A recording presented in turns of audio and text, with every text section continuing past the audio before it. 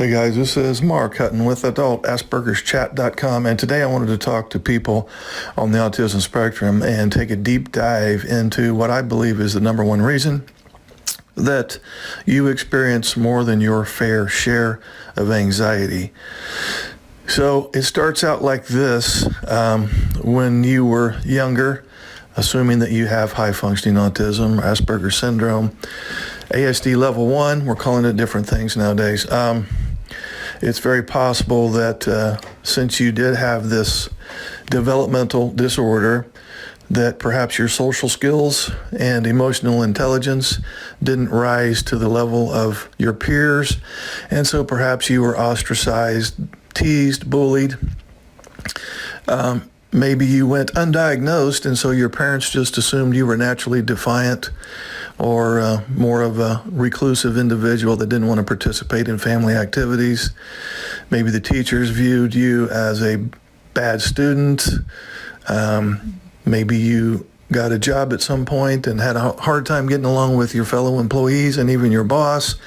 And now as an adult, you're in a relationship and your neurotypical partner may be complaining about your behavior, lack of empathy, and so on. So anyway, it starts out that we did indeed experience a lot of life stressors, okay, from childhood perhaps.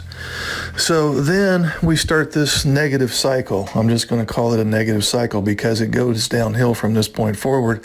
So after experiencing a few life stressors, you may have adopted a victim mentality.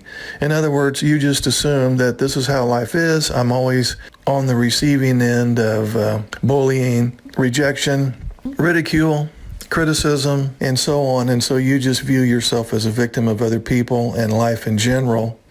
And so now with this victim mentality, we begin to scan for more bad news. We're a victim. We just assume we're going to continue to be a victim.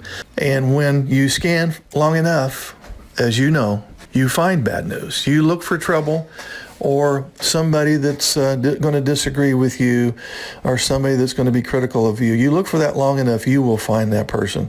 So now you have scanned for bad news and you have indeed found it. Now that you have found new bad news, so to speak, or a new stressful situation, you tend to over-focus on that situation. So there could have been 10 good things that happened and one bad thing that happened in a day.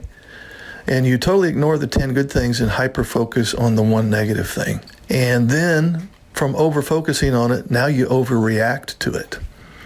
On a scale of 1 to 10, maybe it was a stressor of 4, 10 being bad. But you react to a level 4 stressor as if it were a 10, because now you're getting a cumulative effect of stressors over time, and each stressor, each new stressor, is compounded by previous stressors. So now that I've overreacted to a particular situation or a particular person, and I do this over months and years and years and years, what I end up doing is I turn the event in question into an emotional memory. Think of a time recently when you had a stressful occurrence.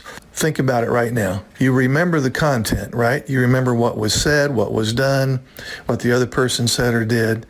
But each time you review that memory, you also have an emotional memory. So you remember what was said and done, but you also remember how you felt during that particular stressful event. So you turn it into an emotional memory. The next thing that happens is, through years of having this negativity bias, we'll call it, you literally sensitize your brain to negativity. In other words, you recognize it quickly, you hyper-focus on it, you react to it negatively, and you also generalize. That's the next step. We generalize. So we've had one incident that happened, and then another incident comes up that's reminiscent of the previous incident, and we think, oh, well, this is going to be the same thing. This is going to turn out badly too. So we just assume that all subsequent events, they're even remotely similar to the original stressful event, are going to turn out the same way. So now that we are in this state of generalizing, we begin to ignore the positive because the negative occupies more memory space. So you could have 10 things that went well in a day and one bad thing, but we hyper-focus on the one bad thing and totally ignore the other 10 things that were positive. So the next step then is we tend to bring out negativity in others. If you are around somebody who's depressed, it's not long before you're depressed. If you're around somebody who's very angry and resentful, it's not long before you start feeling angry and resentful. Emotions are contagious. And if you have a negative bias, you're going to behave in certain ways at an unconscious level that is going to bring out the negativity in others. When you have a general low-grade negativity and you bring out negativity in others, then you go, see, I knew these people were against me. I knew this was going to turn out badly. So this reinforces our need to scan for more bad news, and the cycle starts all over. So if this cycle sounds reminiscent to you at all, and you feel like you are experiencing more than your fair share of anxiety on a daily basis, you can be assured that that anxiety is coming from a lot of toxic, destructive, negative inner commentary or self-talk.